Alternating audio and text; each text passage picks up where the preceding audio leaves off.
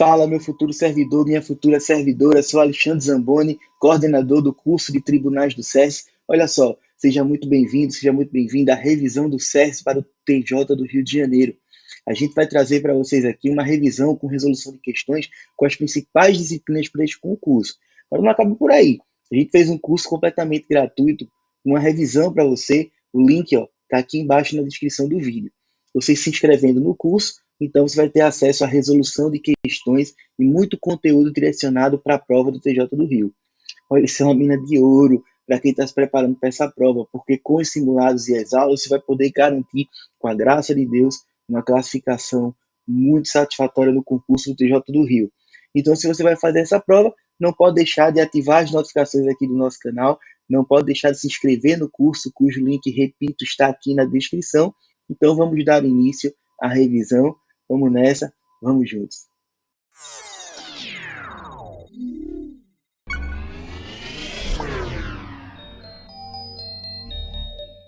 Olá, que alegria estar aqui contigo. Sou João Paulo Oliveira e esse é o nosso curso de legislação especial para o Tribunal de Justiça do Rio de Janeiro. Aqui nós vamos trazer uma revisão, também focando em questões e alguns pontos a serem tratados. Nós temos 2 blocos de 30 minutos para discutir essas questões, começando pelas questões referentes ao Código de Organização Judiciária do Estado do Rio de Janeiro. Então, aqui nós observamos nesse primeiro ponto a Lei Estadual 6956 de 2015. Nós vamos partir sempre do estudo dos dispositivos legais para, na sequência, trazer uma questão referente a esses estudos. Lógico que se nós estamos falando de um código de organização judiciária, nós aqui perceberemos a organização básica do Judiciário do Estado do Rio de Janeiro. É uma norma não tão grande, ela tem 70 artigos, 70 e poucos artigos, mas, no entanto, os códigos de organização, e o do Rio de Janeiro não é diferente, trazem as competências dos juízos baseados na matéria a ser julgada. Aliás, competência, inclusive, absoluta. Ora, nós vamos focar nesse primeiro bloco e provavelmente no iniciozinho do próximo bloco, nessas disposições iniciais da norma. Ou seja, falar especificamente de estrutura, embora também eu vá trazer aqui a competência, principalmente a competência do presidente do tribunal. Vale também ressaltar que o Código de Organização Judiciária do Rio de Janeiro acaba sendo bem completo, mas, no entanto, a especificação de diversos atos, principalmente os procedimentos, o procedimento de eleição, por exemplo, de alguns de seus membros, esses atos já são disponibilizados, eles já são especificados, melhor dizendo, no regimento interno do tribunal. Nós começamos com o artigo introdutório da lei, que vai nos falar que esta lei dispõe sobre organização e divisão judiciárias do Estado do Rio de Janeiro, bem como sobre as normas gerais de administração e funcionamento do Poder Judiciário e seus serviços auxiliares. E aí o parágrafo único, vamos tomar muito cuidado com ele, porque fica vedada a extinção ou a desinstalação quando se tratar de vara única. Então, está bem claro isso daqui. Tá? É sempre bom lembrar que toda vez que se trata de uma legislação específica, de uma legislação estadual, a organizadora vai trazer uma interpretação literal sobre a norma cobrada. Eu digo isso, já há muitos anos ministrando aulas sobre legislação especial, até mesmo porque dificilmente nós encontramos doutrina. A jurisprudência há, mas a jurisprudência dos órgãos estaduais não costuma ser tão bem organizada quanto a jurisprudência dos órgãos superiores. É lógico que quando há uma decisão do Supremo Tribunal Federal acerca de determinada norma, ela chama a atenção, mas mesmo assim dificilmente é cobrada na prova. O que se tem é a cobrança, repito, da interpretação literal, então não tem outro remédio. É pegar esse Código de Organização Judiciária e ler. Tá? Ah, João, mas tem uma determinação sobre processo civil que eu não entendi. Puxa, então se você quiser aquele termo, você vai estudar lá no processo civil. E, João, olha, estou em dúvida aqui acerca de certas garantias da magistratura, direito constitucional. Mas, basicamente, nessa parte, o que se cobra efetivamente é a lei. Bom, aqui nós ainda vamos observar que o Poder Judiciário do Estado do Rio de Janeiro exerce com independência. Lógico, a independência é a principal característica do Poder Judiciário. Sem independência, a própria atuação judiciária se torna ilegítima.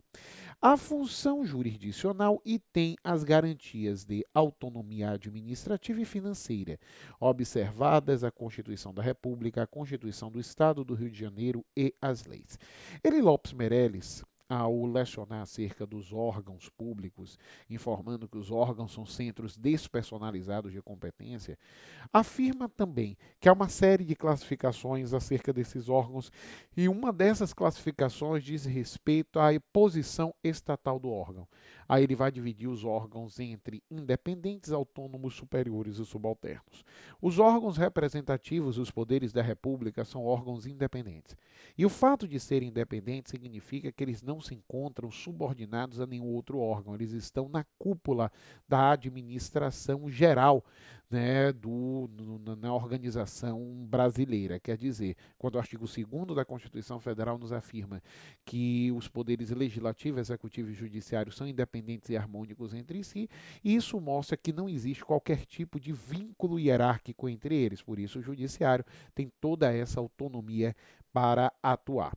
Agora, todas as decisões judiciais e administrativas dos órgãos do Poder Judiciário do Estado do Rio de Janeiro serão motivadas. É o princípio da motivação esculpido no texto constitucional, artigo 93, inciso 9. E os julgamentos públicos, ressalvadas as exceções previstas na Constituição da República. Agora, perceba que o parágrafo único desse artigo 2º é ampliativo, porque diz, olha, não só as decisões judiciais devem ser motivadas, mas também as decisões administrativas. Isso é essencial ao próprio Estado democrático de direito. Sobre organização, nós já chegamos ao artigo 3º, e no artigo 3º nós percebemos quais são os órgãos do Poder Judiciário do Estado do Rio de Janeiro.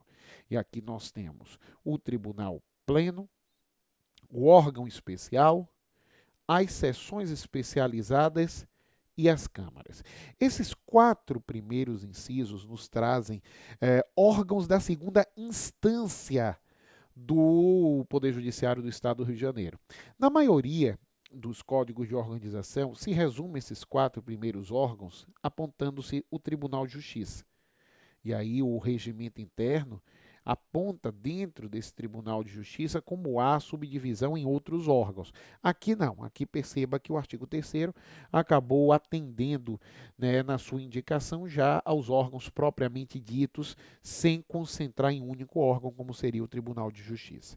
A partir daí, nós temos órgãos da primeira instância, os juízos de direito, os tribunais do júri, os conselhos da justiça militar, os juizados especiais e suas turmas recursais. Cuidado.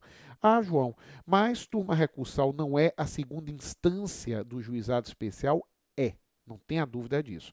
Mas por um critério organizacional, as normas sobre organização judiciária afirmam que as turmas recursais são órgãos de primeira instância. É algo um pouco contraditório, porque elas são a segunda instância dos juizados especiais, mas tomando por base o Poder Judiciário, trazem como se fosse primeira instância. João, por quê? Simplesmente porque os integrantes das turmas recursais são juízes de direito, enquanto os integrantes da segunda instância do Poder Judiciário estadual são desembargadores. Tá? Então toma muito cuidado. Turma especial. Já é segunda instância do juizado? Mas é considerado em relação ao Poder Judiciário como órgão de primeira instância. Tá certo? E aí nós vamos observar juizados de violência doméstica e familiar contra a mulher, juizados do torcedor e grandes eventos. Então são esses os órgãos do Poder Judiciário do Estado do Rio de Janeiro, observando que o Código de Organização também é um código novo, né? Diferente, por exemplo, de uma norma que a gente vai passar daqui a pouquinho, alguns pontos dela, que é o Estatuto dos Servidores Públicos e Civis do Estado do Rio de Janeiro, que já é uma norma bem mais antiga, da década de 70. Né? Bom, aqui nós também vamos observar o seguinte: o Tribunal de Justiça, mediante resolução, sempre que necessário para adequada prestação jurisdicional, e, sem aumento de despesa, poderá alterar a competência, a estrutura e a denominação dos órgãos judiciários, bem como determinar a redistribuição dos feitos. E isso é realizado de acordo com quanto previsto no regimento interno. João, mas lá no direito administrativo nós estudamos que a competência dos órgãos deve vir expressa em lei. É verdade. Só que também no estudo mais avançado de direito administrativo, nós aprendemos que há órgãos primários e órgãos secundários. Os órgãos secundários são aqueles que surgem quando subdivisões de órgãos primários. E em relação a eles, a reserva legal não tem uma atuação tão grande, né, tão envolvente quanto em relação aos órgãos primários. Por isso é que você percebe que a competência do Tribunal de Justiça é prevista em lei. A competência dos juízes de direito é prevista em lei. Agora, os órgãos internos do Tribunal de Justiça vão subdividir essa competência através de outros atos normativos, não necessariamente a lei. Por isso, o parágrafo 1º deixa claro que o Tribunal de Justiça poderá fazer essa alteração. Tá certo? Agora, ficam mantidas as atuais competências dos órgãos julgadores que compõem o Poder Judiciário do Estado do Rio de Janeiro. Aqui nós temos o órgão especial, aliás, vamos falar desse órgão especial, composto por 25 desembargadores, o órgão especial por resolução, no prazo de 120 dias, contados da publicação da presente lei, consolidará as alterações de competência já realizadas. De outro lado, o presidente do Tribunal de Justiça, no mês de dezembro de cada ano, consolidará em ato específico as alterações de competência dos órgãos julgadores determinados pelo Tribunal Pleno e pelo órgão especial, no período em que encaminhará respectivo ato à Assembleia Legislativa do Estado do Rio de Janeiro. Bom, aqui nós observamos que os juízes, turmas recursais e tribunais de primeira instância tem jurisdição nas áreas territoriais definidas por este código ou por ato normativo editado pelo Tribunal de Justiça. E lembrando que a lógica da jurisdição é ser eficiente. Então, a lógica da jurisdição é efetivamente proteger os direitos postos à sua consideração, seguindo a lógica do princípio da inércia. Por isso, os atos necessários para que essa eficácia efetivamente ocorra, para que os direitos efetivamente sejam protegidos, vai acabar dependendo de uma série de atos esses que são citados pelo Código de Organização Judiciária como o comparecimento do juiz no local de litígio.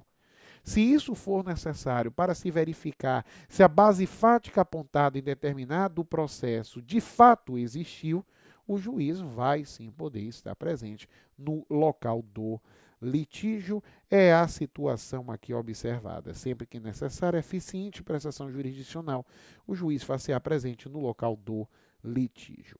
O Tribunal de Justiça manterá a justiça itinerante, incumbida de prestações jurisdicionais a serem definidas por ato normativo do Tribunal de Justiça. Então, essa é a primeira parte do Código de Organização Judiciária do Estado do Rio de Janeiro. Você percebe uma parte bem tranquila. Agora, o primeiro item, né, a primeira questão. Os órgãos do Poder Judiciário do Estado do Rio de Janeiro não incluem. E aí nós temos os conselhos da Justiça Militar, né? O Tribunal de Alçada, o Tribunal de Justiça, os juízes especiais das turmas recursais e o Tribunal do Júri. Essa questão é extremamente simples porque os tribunais de alçada foram extintos pela Emenda Constitucional 45, ainda ali em 2004. Né? Então, há 16 anos atrás, nós tivemos a extinção desses tribunais de alçada. Portanto, não são órgãos do Poder Judiciário do Estado do Rio de Janeiro, como também não são órgãos do Poder Judiciário de qualquer estado, né, no Brasil. Bom, então nós agora observamos em relação aos órgãos, ou seja, a divisão orgânica do Poder Judiciário do Estado do Rio de Janeiro, agora precisamos falar um pouquinho da divisão territorial. Essa divisão territorial também é essencial à organização, porque, se feita de forma inteligente, nós teremos uma ampla atuação da jurisdição estatal em todo o Estado do Rio de Janeiro. E aqui nós vamos perceber que o território do Estado para efeito da administração do Poder Judiciário, divide-se em, aí nós temos regiões judiciárias, comarcas, distritos, subdistritos, circunscrições e zonas judiciárias. Por isso que eu disse, agora nós já temos uma divisão em relação ao território. Regiões judiciárias, comarcas, distritos, subdistritos, circunscrições e zonas judiciárias. Bom, agora nesse ponto, nós temos o seguinte: cada comarca compreenderá um ou mais municípios, desde que eles sejam contíguos. Tá? Então, há necessidade, e diga-se de passagem, toda vez que eu crio uma comarca, eu vou voltar a esse assunto daqui a pouquinho, ou eu elevo uma comarca para outra entrância, esses atos são reservados à lei. Cuidado, tá? E quando se traz, de outro lado, a comarca, apenas mudando a sua denominação, ou né, a situação já muda um pouquinho, não há necessidade de lei. E para instalação da comarca é através de ato do presidente do tribunal. Agora, criou a comarca ou elevou a comarca, nós temos a necessidade de lei. Tá? As regiões judiciárias, por sua vez, são integradas por grupos de comarcas ou várias, conforme resolução do Tribunal de Justiça. Ainda se traz que ato normativo conjunto do presidente do Tribunal de Justiça e do Corregedor-Geral da Justiça disciplinará a utilização de meio eletrônico para os atos de comunicação processual, substituindo sempre que possível o emprego de meio impresso. Tá? Aliás, o meio eletrônico, que já é o meio preferido há algum tempo para os atos do Poder Judiciário, né? O presidente do Tribunal de Justiça poderá transferir provisoriamente a sede da comarca a juiz ou juizado em caso de necessidade ou relevante interesse público. As situações decorrentes da modificação ocorrida na divisão política administrativa do Estado serão reguladas na alteração da organização e divisão judiciárias que a seguir prevalecendo até lá as existentes, tá certo? Bom, e nesse ponto nós temos o seguinte: a criação de varas, de juizados e fóruns regionais será feita, aí nós vamos observar primeiro por desdobramento, em outros de igual competência, quando o número ou a natureza dos feitos distribuídos anualmente justificar a medida. Por isso, se aquele juízo tem recebido um grande número de feitos, já se torna possível a criação de vários juízos e fóruns regionais, sempre visando a eficiente prestação da atividade jurisdicional. Por especialização, quando a justificarem o número de feitos da mesma natureza ou especialidade, a necessidade de maior celeridade de determinados procedimentos ou o interesse social. Ou ainda, por descentralização, quando exigir expressiva concentração populacional em núcleo urbano, afastado do centro da sede da comarca, cuja distância em relação ao fórum local torne onerosa ou dificulte a locomoção dos jurisdicionados. Então, você já tem no desdobramento, né, em que vários juizados vão se desdobrando em outros, a especialização em relação à matéria e a descentralização. Então, aí você já vai ter a criação de vários juizados e fóruns regionais em outro ponto daquela circunscrição para facilitar a prestação dos serviços jurisdicionais. Nós ainda observamos, por transformação, quando se verificar a necessidade de readequação das competências da comarca, sendo possível a desinstalação de varas e juízos para posterior transformação em novas varas, juízos ou juizados. E o parágrafo único, a competência dos juízos das varas regionais, fixada por critério funcional territorial, é de natureza absoluta. Tá? Como nós já tínhamos falado, a instalação da comarca difere de sua criação. A criação da comarca ou sua elevação são matérias reservadas à lei. Em relação à instalação, ela se faz através de um ato administrativo, um ato solene, diz aqui o artigo 11, pelo presidente do Tribunal de Justiça. Daqui nós vamos para observar. A instalação da comarca terá caráter solene e será feita pelo presidente do Tribunal de Justiça. Na criação ou elevação das comarcas, o Tribunal de Justiça ao elaborar o respectivo projeto de lei, levará em consideração as normas constitucionais que disciplinam o acesso aos serviços judiciais, notadamente o movimento forense, a arrecadação tributária e a respectiva população.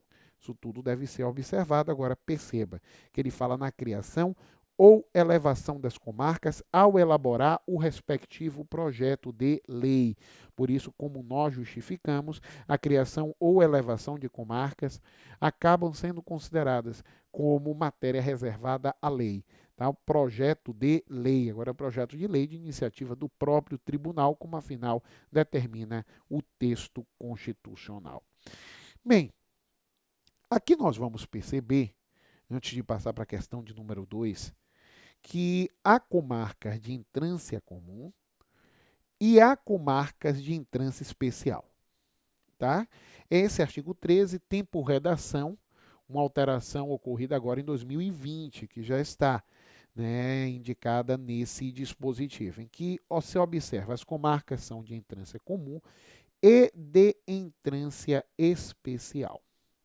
Essa entrância especial é constituída das comarcas da capital, Belford Roxo, Cabo Frio, Campo dos Goitacazes, Duque de Caxias, Itaboraí, Macaé de Maricá, Niterói, Nova Friburgo, Nova Iguaçu Mesquita, Petrópolis, São João de Meriti, São Gonçalo, Teresópolis e Volta Redonda. Não fique pensando, por favor, que a entrância especial é constituída apenas da capital, porque isso não acontece. Veja que há diversas comarcas que são consideradas como de entrância especial. Ah, João, mas agora uma outra comarca tem um número de feitos, né, de eleitores, de habitantes, de tamanho que justifica a mudança para entrância especial. Aí há necessidade de lei. O Tribunal de Justiça lançará o projeto de lei para a Assembleia Legislativa, como houve essa alteração do artigo 13 recentemente. Tá? Em relação à questão de número 2, aqui nós já vamos apontar acerca do Código de Organização Judiciária do Estado do Rio de Janeiro, assinale a opção correta. Essas questões, inclusive, foram cobradas em 2008, né? Eu apenas as adaptei para o atual Código de Organização Judiciária. Aqui nós temos, cada comarca compreenderá um único município e poderá compreender uma ou mais varas. Por que isso está errado? Porque uma comarca pode compreender um ou mais municípios. Inclusive, o nome da comarca é de onde fica a sede, né? Ou seja, o município onde fica a sua sede. Aquele município que é sede da comarca dá o nome à comarca. B. Os conselhos da Justiça Militar são órgãos do Poder Judiciário do Estado, isso é verdade, nós já observamos. A instalação da comarca é ato reservado à lei. Falso. A instalação da comarca se faz por ato solene do presidente do Tribunal de Justiça do Rio de Janeiro. Tá? O ato reservado à lei diz respeito à criação da comarca ou então à elevação dessa comarca. Somente a capital é considerada comarca de entrância especial. Isso aqui está falso. Nós já vimos que há diversas comarcas de entrância especial, conforme apontado no artigo 13 do Código de Organização Judiciária.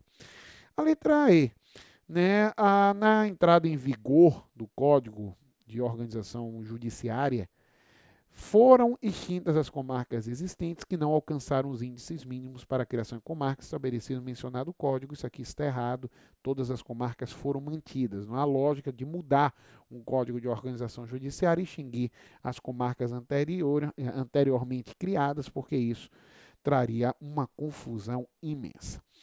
Bom, agora, voltando em relação à organização do tribunal, nós já vimos a organização no que tange a divisão entre seus mais diversos órgãos, nós já falamos da organização territorial e agora nós vamos começar a falar da organização acerca da competência, ou seja, a divisão da competência entre os diversos órgãos do tribunal, focando aqui no presidente do tribunal, iremos trazer também a sua competência, tá?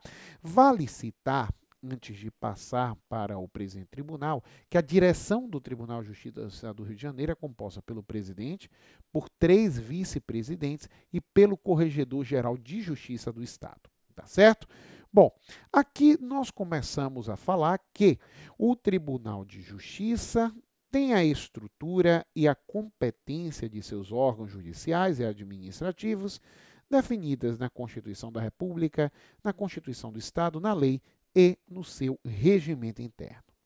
Além disso, nós vamos observar: integram a estrutura administrativa do Tribunal de Justiça, o órgão especial, o Conselho da Magistratura, a Escola da Magistratura do Estado do Rio de Janeiro, o Fundo Especial Tribunal de Justiça e a Escola de Administração Judiciária, incumbindo primeiro ao órgão especial o exercício da função administrativa superior na forma do regimento interno. É lógico que essa especificação maior nós só encontramos no regimento interno. Ao Conselho da Magistratura, o exercício da função administrativa superior, inclusive editando atos normativos sobre a administração de pessoal e administração financeira, também na forma prevista em regimento próprio. A Escola da Magistratura do Estado do Rio de Janeiro, a formação e o aperfeiçoamento permanente dos magistrados. Perceba que essa formação e esse aperfeiçoamento são permanentes, não é algo apenas observado no ingresso dessas autoridades, naquele curso inicial dado por essas escolas, mas sim nessa capacitação permanente, combinando com a redação dada pela Emenda Constitucional 19 à Constituição Federal. Ao Fundo Especial do Tribunal de Justiça, a gestão das receitas vinculadas ao custeio, ao processo de modernização e ao aparelhamento do Poder Judiciário. A Escola de Administração Judiciária, o aperfeiçoamento permanente dos servidores do Poder Judiciário, é esse ponto que nós observamos. Agora, compõem a administração superior do Tribunal de Justiça o presidente do Tribunal de Justiça, o Corregedor-Geral de Justiça e os 3 vice-presidentes eleitos por votação secreta pelos membros do Tribunal de Justiça na forma do regimento interno. Inclusive, vale salientar que cada um desses membros da direção do tribunal exerce a função pelo período de 2 anos, sendo vedada a reeleição. Outro ponto: são inelegíveis para o exercício dessas atribuições aquele que tenha exercido a função de presidente do tribunal e os demais que tenham exercido funções de direção por 4 anos. Então, quer dizer, eu posso ser o terceiro vice-presidente por 2 anos, depois o corregedor por outros 2 anos, aí eu já não posso exercer mais qualquer cargo da direção do tribunal. É o que estabelece tanto o regimento interno do Tribunal de Justiça do Rio de Janeiro quanto a Lei Complementar 35, chamada Lei Orgânica da Magistratura Nacional.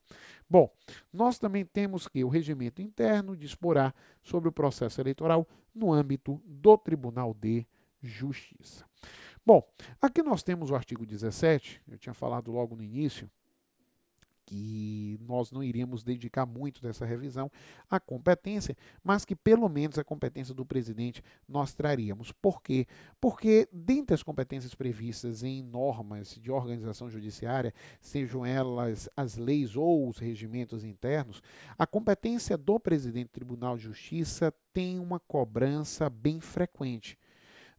Lógico que eu não tenho bola de cristal, também não tenho como dizer que efetivamente, de qualquer jeito, nós teremos cobrança numa questão acerca da competência do presidente. Isso aí é futurologia, né? Mas nós trabalhamos por hipóteses. Então, normalmente, dentre as competências, a do presidente do Tribunal de Justiça é a mais cobrada.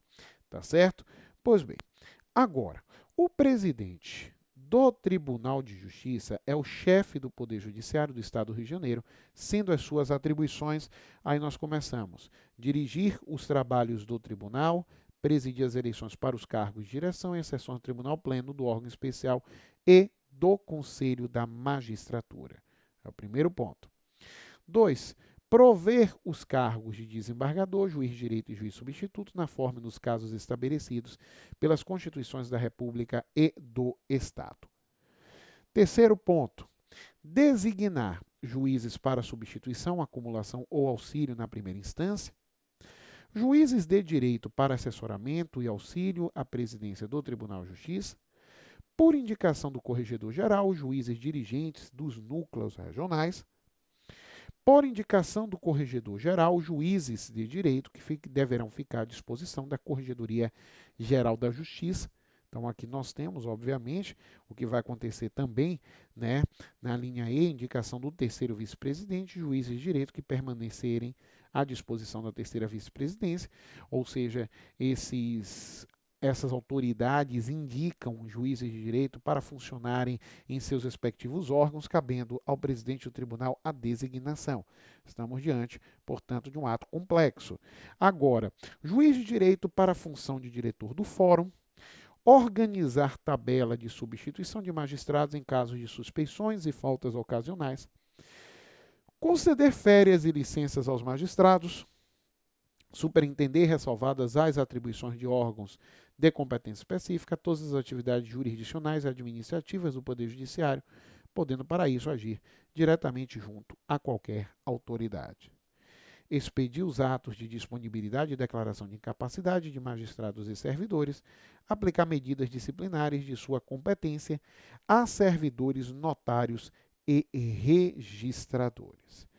Nós ainda vamos observar prover e declarar vagos os cargos integrantes dos quadros de pessoal dos serviços auxiliares compreendidos pela Secretaria do Tribunal da Corregedoria, os desta por indicação do Corregedor-Geral, expedindo, entre outros, os atos respectivos de nomeação, vacância, progressão, promoção, exoneração, demissão e aposentadoria. Prover e declarar vagos os cargos em comissão, lembrando que os cargos em comissão são de livre nomeação e exoneração. Nós ainda temos mais atribuições do presidente do tribunal, mas vamos deixar para falar delas logo agora no próximo bloco. Vamos dar uma pequena pausa, nos vemos em breve. E a dica para quem está estudando para concurso público é a seguinte: seguindo a receita que eu utilizei na minha preparação, estude o máximo de horas possível. Estude quantas horas disponíveis você tiver. E o que são horas disponíveis para estudar? São as horas do dia que restam, além daquelas que você necessariamente tem que ocupar com outros afazeres e necessidades. Então, para quem trabalha, é inevitável a hora do trabalho. Para quem tem filhos, a hora de cuidar dos filhos. Para quem faz faculdade, a hora das aulas da faculdade, da preparação para as provas da faculdade, assim por diante. Todos precisamos nos alimentar, precisamos dormir a quantidade necessária de horas, cada um tem um tempo necessário de horas de sono por dia. Então, nós precisamos ter o descanso, nós precisamos de lazer. Claro que o lazer de quem estuda para concurso não é o mesmo lazer de quem não está decidido a se preparar para concurso público. Nós temos que dosar o lazer. É o momento da família, enfim, o momento que nós temos para estudar é aquele momento em que estamos focados, descansados, alimentados. Atividade física também tem que deixar um tempinho para isso. Aí você diz, Alan, mas é para estudar ou é para fazer outras coisas? Não, é para que eu estude despreocupado. Então, quando eu me preparava para concursos, teve fase que eu estava trabalhando, então eu tinha ali 4, 5 horas por dia que eu conseguia tirar ali para o meu estudo. Teve fases que eu não estava trabalhando, que eu estava apenas estudando. Então, eu estudava 8, 10 horas por dia. E com isso, sobrava tempo sim para uma boa alimentação, para um lazer, para uma atividade física, para as horas de sono adequadas, para eu me informar sobre as atualidades, porque isso ajuda na prova, tá certo? Então, a quantidade de horas é a quantidade de horas suficiente para a sua aprovação, mais rápida ou menos rápida, de acordo com o tempo que você dispõe para um estudo focado e atento. Então, estude o que efetivamente importa, com qualidade, com revisão, aproveitando ao máximo o tempo que você tem disponível. Eu tenho absoluta certeza que vai dar certo. Forte abraço, fique com Deus e detone nos estudos.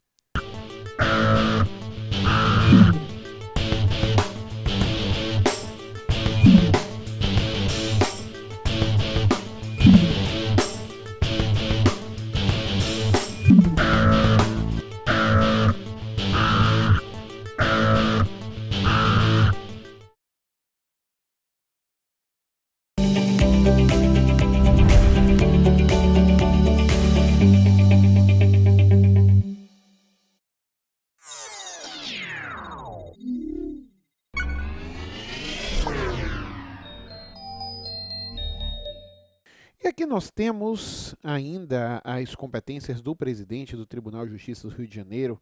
Vamos continuar com a análise, o inciso 11, que traz prover e declarar vagos.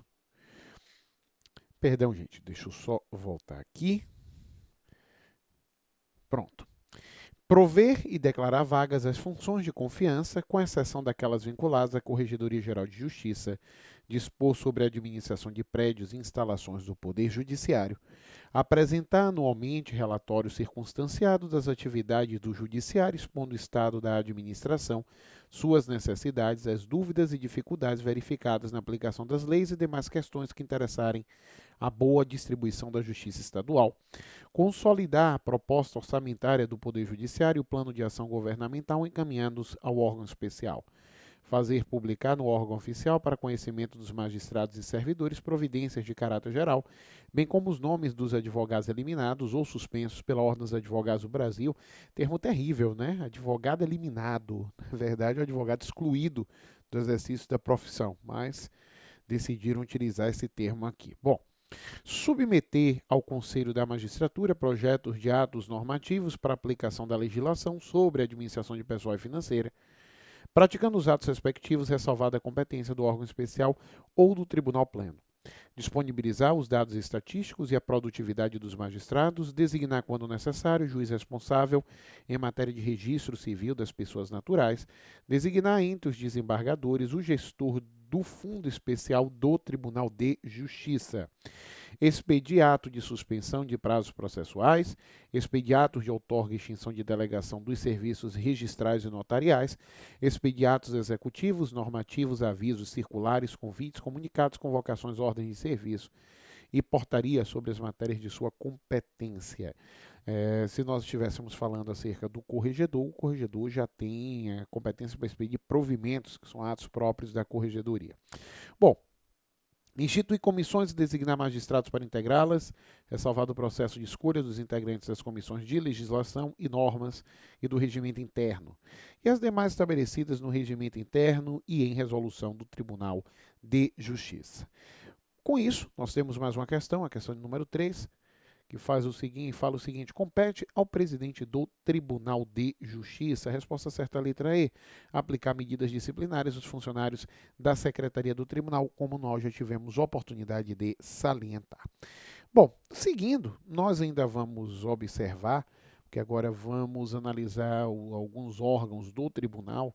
Nós temos que as competências dos órgãos julgadores de segundo grau do Poder Judiciário do Estado do Rio de Janeiro serão definidas na Constituição Federal, na Constituição do Estado, na lei e no regimento interno. E aqui nós temos os órgãos julgadores de segundo grau. Nós observamos que o órgão especial é também um órgão, né, de administração superior. Então perceba que o órgão especial tanto funciona como órgão de administração superior, como, né, órgão jurisdicional. E aí temos, entre os órgãos julgadores de segundo grau, o órgão especial, as seções especializadas e as câmaras. Por favor, não confunda, porque as turmas recursais, já chamamos a atenção disso, são órgãos julgadores de primeira instância. Aqui nós observamos o órgão especial do tribunal, formado por 25 membros. Sendo que desses 25, 13 são por antiguidade e outros 12 por eleição.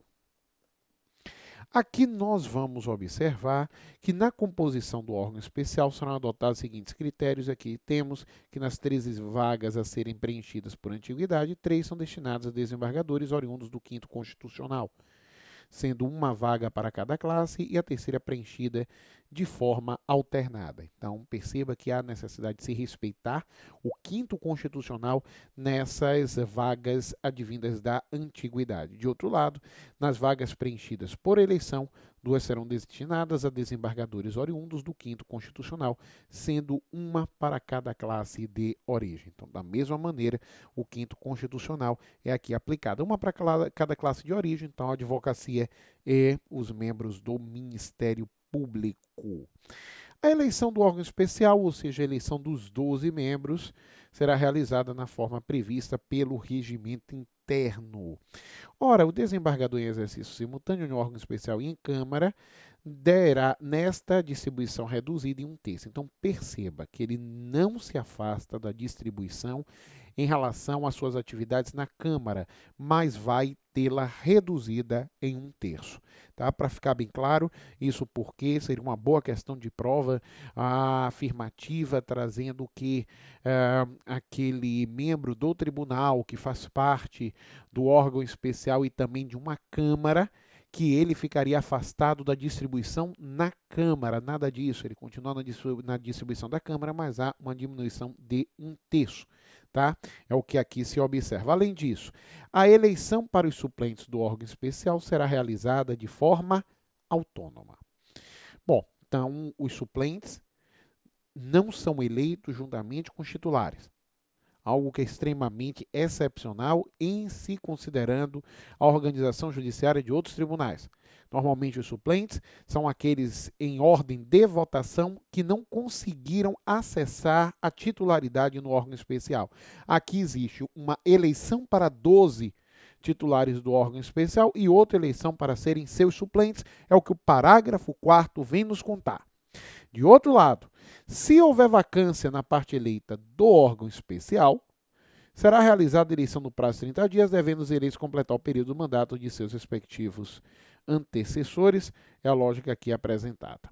Agora, compete ao órgão especial, após a eleição do presidente do Tribunal de Justiça, eleger os membros da Comissão de Regimento Interno, de Legislação e de Normas, na forma do regimento interno. Por isso é que a designação dos membros para essas comissões não é de competência do presidente do tribunal, diferente do que ocorre para as outras comissões.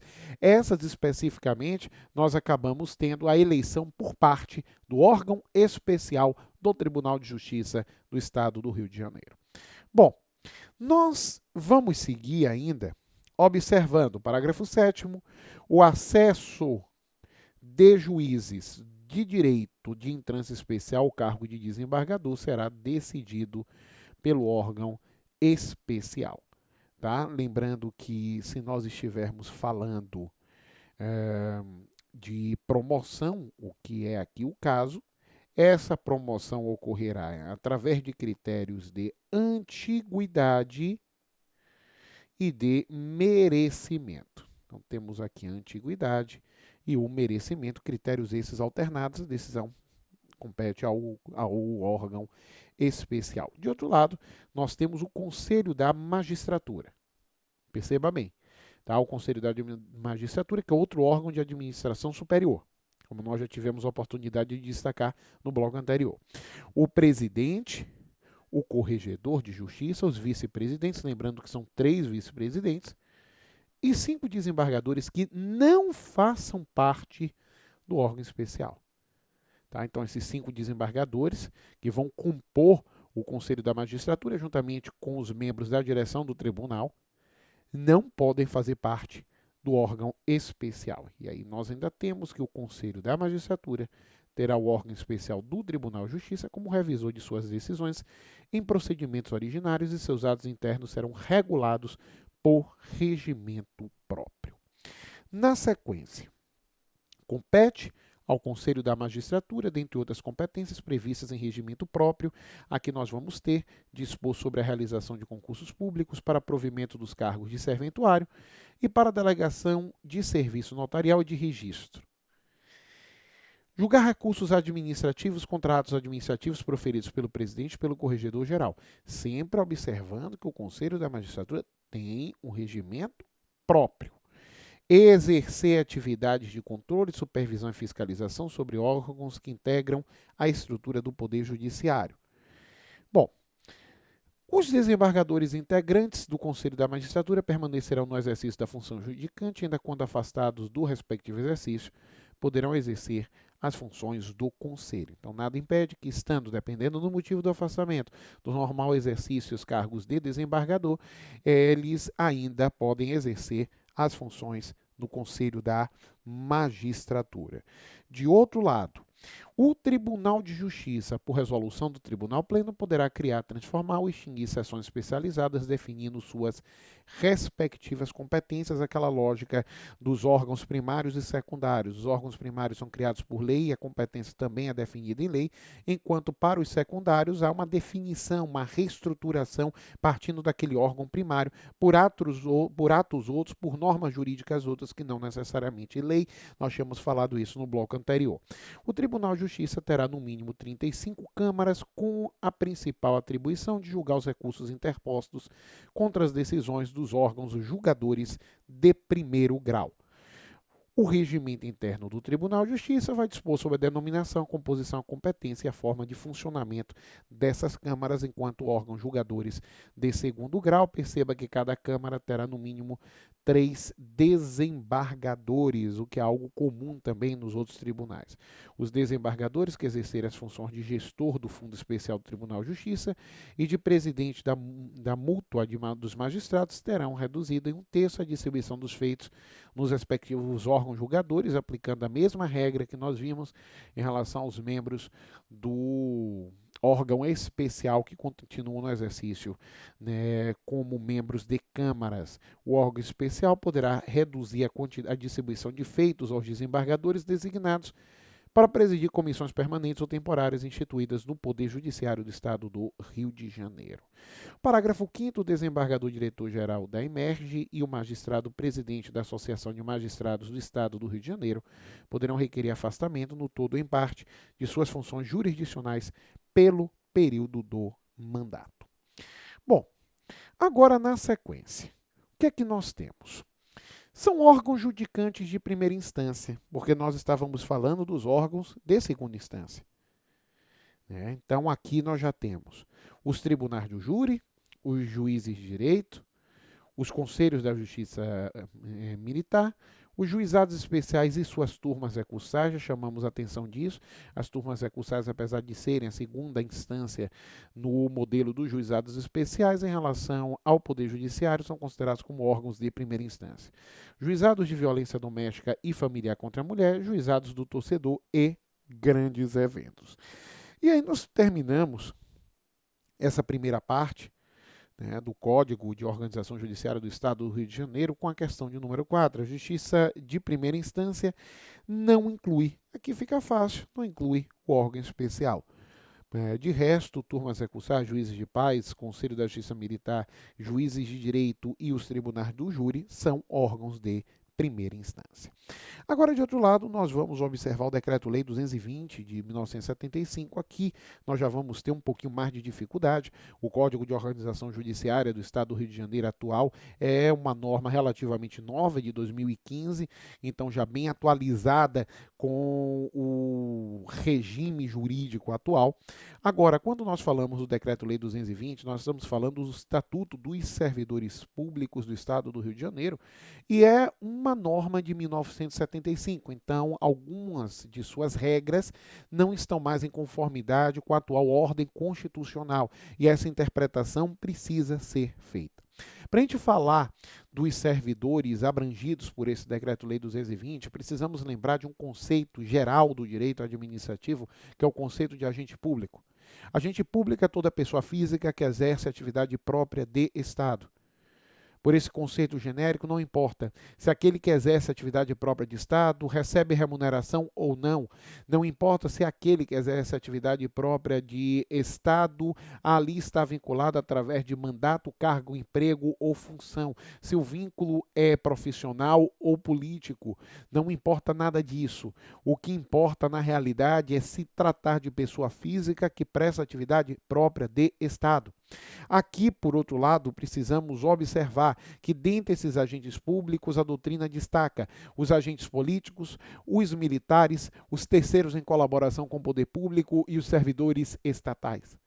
O que caracteriza basicamente os servidores estatais é possuir um vínculo de natureza profissional com a administração pública e, por conta disso, são remunerados pelo exercício de suas atribuições.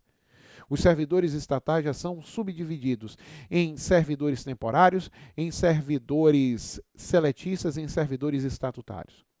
Os servidores temporários são aqueles abrangidos pelo artigo 37, inciso 9 do texto constitucional, que fala de servidores convocados para atender a situações que são excepcionais e temporárias, como acontece, por exemplo, nessa emergência internacional do Covid-19, essa pandemia mundial, né? Então, aliás, pandemia já se pressupõe, né? Redundante. Mas, de toda maneira, é possível contratar pessoal de saúde para temporariamente atender às necessidades da administração pública enquanto aquela situação se mantiver. Segundo, nós temos os servidores seletistas. Esses são vinculados a pessoas jurídicas de direito privado que fazem parte da administração pública. Estou falando das empresas públicas, sociedades de economia mista e fundações governamentais de direito privado. Todas elas fazem parte, na realidade, dessa lógica, né? Seus servidores são servidores seletistas ou como empregos públicos, e assim são chamados, porque regidos pela consolidação das leis do trabalho, a CLT, por isso o termo, servidores seletistas. De outro lado, nós temos os servidores estatutários. Esses são vinculados a pessoas jurídicas de direito público e possuem um cargo público. Aliás, o que vai caracterizar, o servidor estatutário é ter um cargo público. Isso faz com que eles sejam regidos por normas de direito administrativo denominadas de estatuto. Cada ente federativo tem o seu próprio estatuto. Então, cada ente federativo tem o seu próprio estatuto. Tá certo? É o que nós podemos observar. Agora, o que é que se tem? O artigo 1º vai nos mostrar a abrangência da norma, dizendo o seguinte: este decreto-lei institui o regime jurídico dos funcionários públicos civis do Poder Executivo do Rio de Janeiro. Mas espera aí, João, só do Poder Executivo? Não.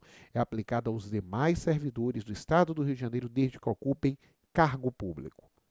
Tá certo? Tanto é assim que é cobrado na sua prova, que trata, né, de servidores do Judiciário do Estado do Rio de Janeiro. De qualquer maneira, atenção para isso, para os efeitos deste decreto-lei, funcionário é a pessoa legalmente investida em cargo público estadual do quadro 1, ou seja, que ele fala aqui permanente, o quadro, só observando que quem tem cargo é estatutário, quem tem emprego é seletista. Essa norma rege os estatutários. Tá? Outro ponto, hoje o termo funcionário, apesar de ainda ser utilizado, é ultrapassado. O termo agora é servidor estatutário. Assim trazido principalmente a partir da emenda constitucional 19. Bom, nós temos que a forma de provimento originária para os cargos públicos é denominada de nomeação. Aqui cabe uma rápida explanação. Investidura é o nome que se dá à relação jurídica entre o servidor estatutário e a administração. Costuma-se afirmar que essa relação jurídica tem natureza institucional. Institucional porque os direitos, deveres, atribuições e responsabilidades inerentes ao cargo público, eles se encontram previstos em lei e não em contrato. Daí a lógica de se falar de investidura. Só que a investidura, como toda relação jurídica, é criada ou modificada através, ela é criada ou modificada através de um ato administrativo denominado de provimento. Por isso que ele vai indicar a nomeação para cargo de provimento efetivo, né? Porque nós tanto temos a nomeação efetiva quanto a nomeação em comissão. Qual a diferença? A nomeação efetiva pode vir a trazer uma estabilidade, desde que haja aprovação em estágio probatório de 3 anos. Né? E aí haja, com essa aprovação, a confirmação do cargo. Já a nomeação em comissão é livre. Então há uma livre nomeação, assim como esses cargos trazem uma livre exoneração, não há qualquer confirmação ou estabilidade para os cargos de provimento e comissão, também chamados de cargos de confiança, e para evitar abusos, a Constituição estabelece que esses cargos servem para atribuições de chefia, direção e assessoramento. Pois bem, aí nós vamos observar que o concurso objetivará avaliar conhecimento e qualificação profissionais mediante provas ou provas e títulos. O que é que nos mostra? Que não pode existir concurso apenas de títulos, ou o concurso será de provas, ou o concurso será de provas e títulos. As condições de sanidade física e mental, o desempenho das atividades do cargo, inclusive condições psicológicas, mediante estágio experimental, ressalvado o disposto no parágrafo 11 deste artigo. Esse estágio experimental é o estágio probatório, conforme se verá ao longo do quanto previsto nessa norma. A partir daqui, se observa que a designação prevista no artigo anterior observará a ordem de classificação das provas e o limite das vagas a serem preenchidas, percebendo o estagiário retribuição correspondente a 80% do vencimento do cargo, assegurada a diferença se nomeado afinal. Então perceba que há aqui uma diferença trazida pela lei entre esse estágio, né, e a nomeação final. É o que eu digo, são as dificuldades de uma norma de 1975 e isso precisa ser observado com bastante calma.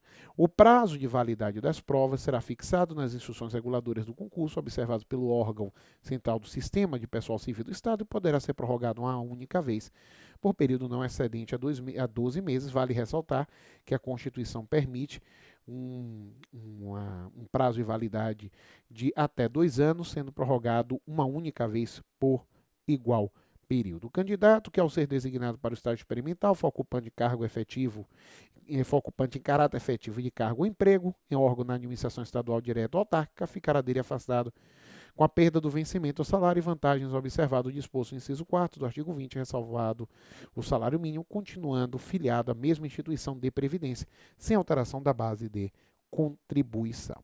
E ainda nós observamos que o candidato não aprovado no estágio experimental será considerado inabilitado no concurso e voltará automaticamente ao cargo ou emprego de que se tenha afastado na hipótese do artigo anterior. De outro lado, o candidato aprovado permanecerá na situação de estagiário até a data de publicação do ato de nomeação, considerada a mesma data para todos os efeitos.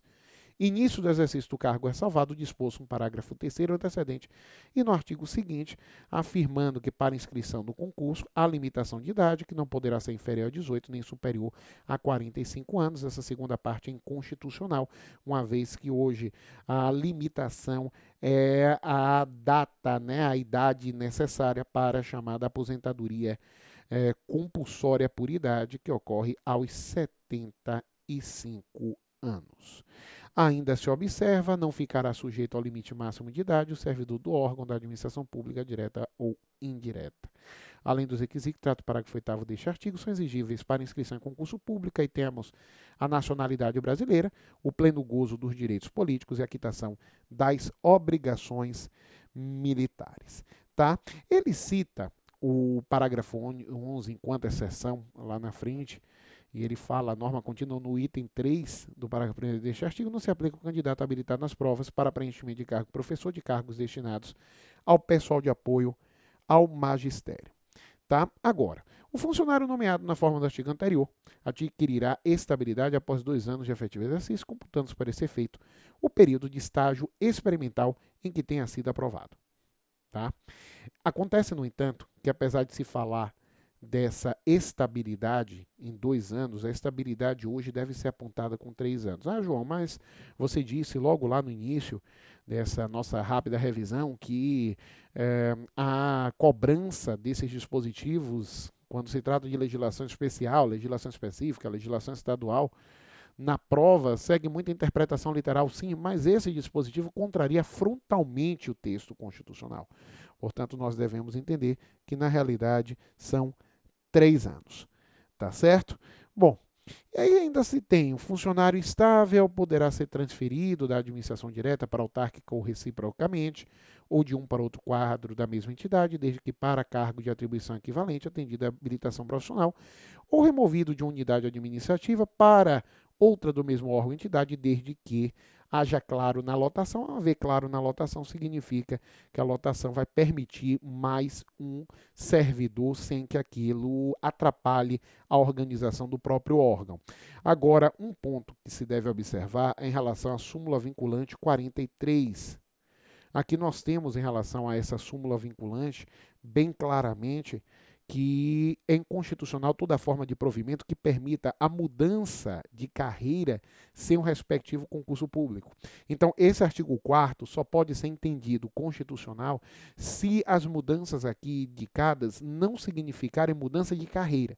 Havendo mudança de carreira, nós temos um dispositivo que não foi recepcionado pela atual ordem constitucional.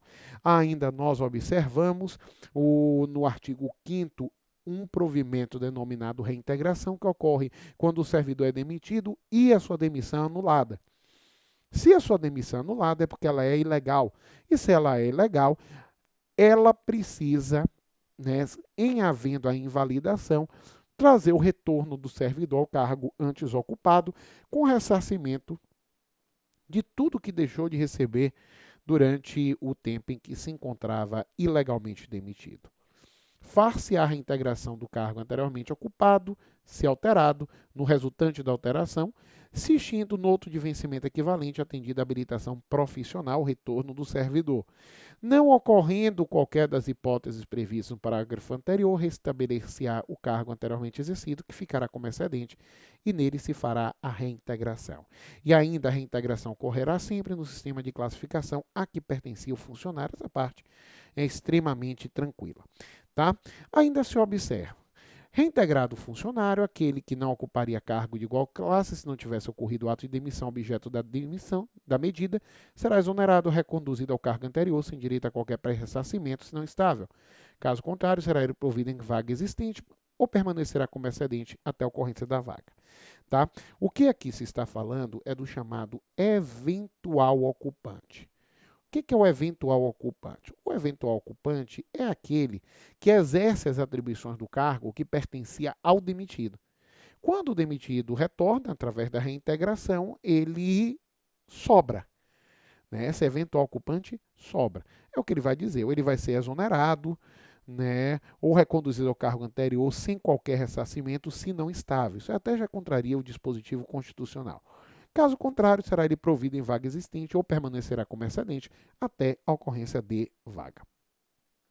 Ora, observamos que o funcionário em disponibilidade poderá ser aproveitado em cargo de natureza e vencimento compatíveis com os do anteriormente ocupado. E o funcionário estável, fisicamente capacitado para o pleno exercício do cargo, poderá ser ajustado em outro de vencimento equivalente compatível com suas aptidões e qualificações profissionais. O que se observa em relação a esses pontos iniciais do Decreto-Lei 220. Tá?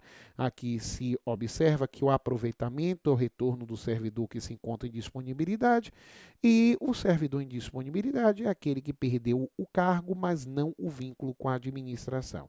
Ou porque o cargo foi extinto, ou foi declarada a sua desnecessidade, né? Ou ainda, né, também se pode pensar no retorno do servidor reintegrado quando não há local para onde esse servidor e foi impossível o exercício como excedente. Apesar disso não está claro no Decreto-Lei 220, se encontra estabelecido no próprio texto constitucional.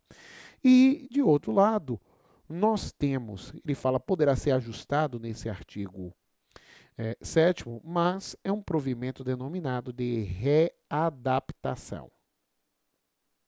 Readaptação.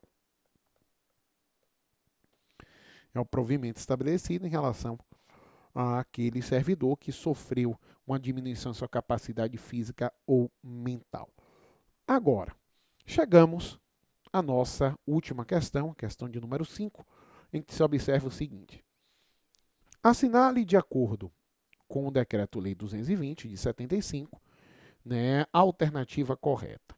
E aí nós temos o Decreto-Lei 220, abrange tanto os ocupantes de cargo quanto os ocupantes de emprego público no estado do Rio de Janeiro.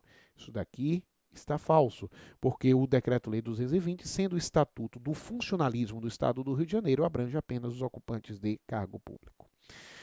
O concurso público poderá ser apenas de títulos, falso. O concurso público pode ser de provas ou de provas e títulos. A nacionalidade brasileira é requisito para inscrição em concurso público, isso aqui está certo. Então, podem se inscrever em concurso público os brasileiros natos ou naturalizados. De Invalidada a demissão do servidor, será ele reintegrado, mas não ressarcido. Falso.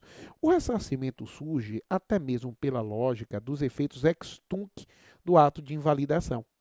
Então, houve a invalidação, então os efeitos são ex tunc, o que faz com que se retroaja aquela invalidação e faça, portanto, com que o servidor ele tenha de ser ressarcido do período que ele deixou de receber os seus direitos em virtude da demissão ilegal e, por fim, o funcionário em disponibilidade não poderá ser aproveitado em outro órgão. Falso. Na verdade, o aproveitamento é o retorno do servidor que se encontra em disponibilidade. Então, são esses pontos para a gente tratar através dessas 5 questões como revisão para que isso se torne mais fácil de ser apreendido, e tenho certeza que pelo menos uma questão da prova estará dentro disso que nós passamos, porque são pontos muito bem cobrados em legislações especiais, em legislações específicas, em legislações estaduais. Queria agradecer, me colocar à disposição nas redes sociais, no Instagram, @profjpaulo, no Instagram, no Facebook, nossa fanpage, o professor João Paulo Oliveira. Foi uma satisfação, uma alegria. Meu muito obrigado, um grande beijo no coração, bons estudos, fica com Deus.